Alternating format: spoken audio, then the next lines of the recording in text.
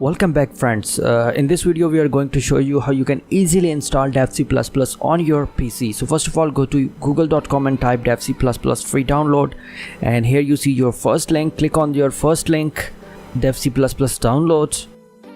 Now here click on this green button, download button, and your download will start in a moment. And here you see your download is start. Now click on show in folder, and here you see the installer. Double click on it. Now select your language and press OK, and after that click on I agree. And here if you need to make some changes, otherwise click on next and get installed. And now your program is installing on the default location. So here you see your installation is complete. Click on finish and select your language, click next, OK, and here devc++ is open and installed on your computer successfully. Inshallah, we will meet you again in the next video. Take care and have a nice day.